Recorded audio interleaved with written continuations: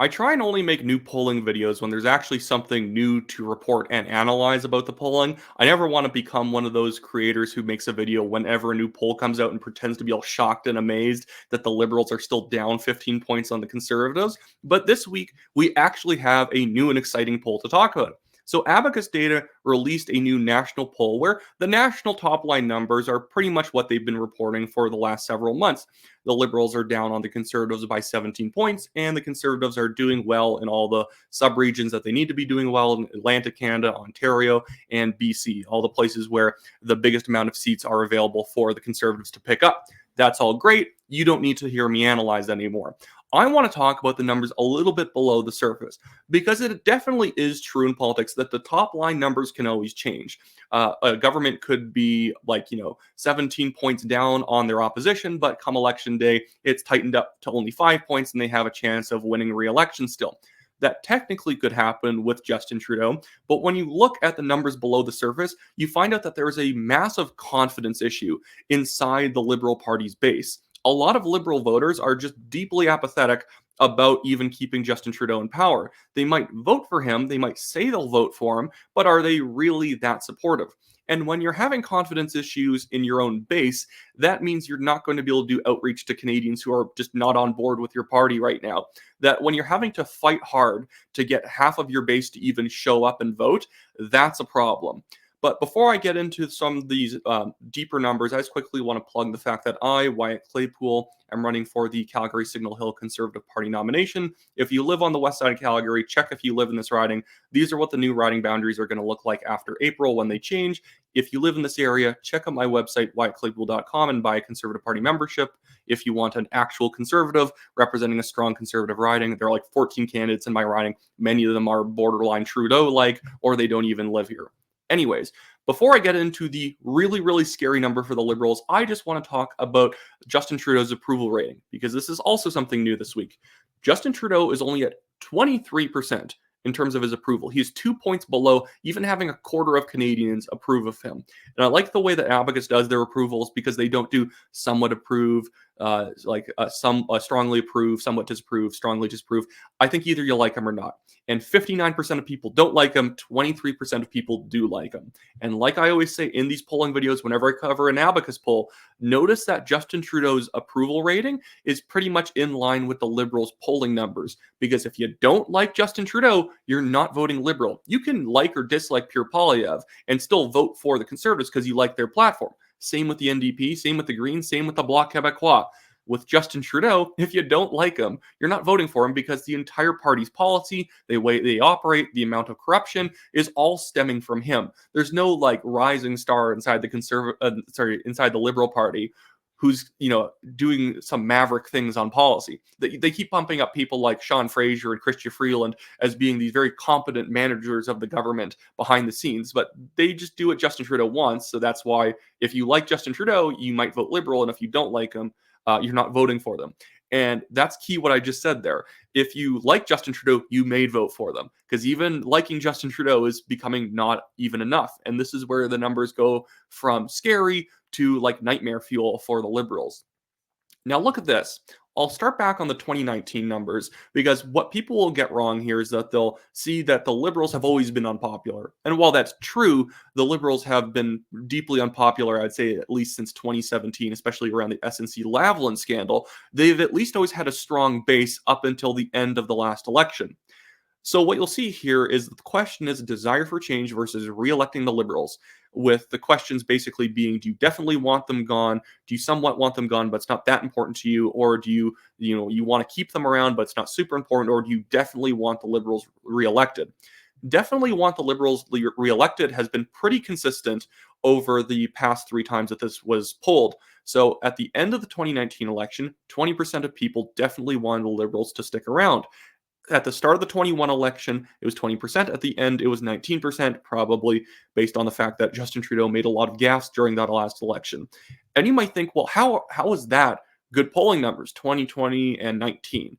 Well, even though that's not great, which is why Justin Trudeau was only able to achieve a minority government, that at least shows that more than two-thirds of his base were on board for them, because the Liberals won 33% of the vote pretty much both in 2019 and 21, and 20% of people definitely wanted him reelected. And so the problem he is now, he only has 12% saying Justin Trudeau and the Liberals should be definitely reelected. That is horrifying, because that means that based on, let's say that the Liberals still need around 35% of the vote in order to win a minority government, 36%, because the Conservatives are doing also proportionately better. So the amount of vote the Liberals need to hold on to a minority is higher. That the Liberals only have around a third, a little bit less than a third of what they need in order to stick around. And so then they only have another 10% saying it would be nice to keep Justin Trudeau and the Liberals in government, but it's not important to me. So even if Justin Trudeau gets 100% of the people who are definitely on side and somewhat on side, he still has about a 10 to 13, 14-point gap to fill with voters he does not have any sway with at all. And the Conservatives are working with up to 59% definitely want them gone and want a change in government. And then there's another 19% that's saying it would be nice. While, yes, there are some delusional NDP, Green, and Bloc voters in those like definitely want change and somewhat want changed categories, because there's some NDP voters out there and Greens who actually think their party could win a government or, form government. For the most part, that's Conservatives. So the Conservatives are working with well over half the country to pull voters from, while Justin Trudeau is having a problem even getting his entire base together. He has 12% who will definitely show up for him. Okay, cool. He's still 6 points back from even getting Michael Gennadieff numbers at 18%. Even if he gets that full 10%, he's now only at 22% of the vote. And even when you look at the national polling for the Liberals, they're at 24%. Which means that there is a very reluctant 2% that they're kind of getting on board with this poll.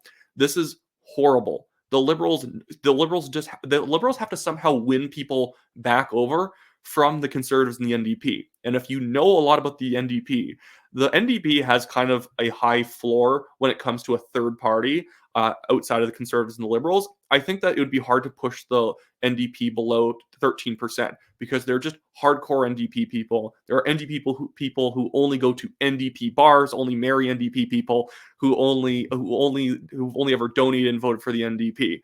There is a very cult-like party in a certain sense. So the Liberals are going to have a hard time pulling votes from them.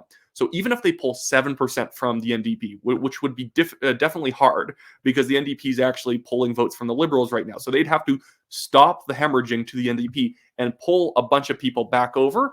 And even then, they would still need about 8 or 9 points back that they'd have to win from either the Bloc or the Liberals. And right now, the Bloc leader, Yves Francois Blanchette, is very popular, and the Bloc's agenda is generally popular, especially with the resurgence of the Parti Québécois provincially in Quebec. Notice I tried to actually put a French accent on that. Oh, I'm so impressed with myself, even though I still pronounced it wrong. I'm sorry. And then Pierre Poilievre is obviously very popular right now too. The Conservatives in this national poll polled 41%. The Atlantic Canadians not going back liberal. The Atlantic Canadians they might be a little bit more fiscally to the left, but they're socially conservative. And after the Liberals started attacking their socially conservative values, these people are not coming back. Are the BC voters going to come back liberal? Well, there's a majority NDP government, which helps the NDP in that province. And again, the Conservatives are doing really well, especially in some of the rural suburban parts of British Columbia. And actually, the Greens are even up in that area. Okay, probably not going to be a great place for the Liberals.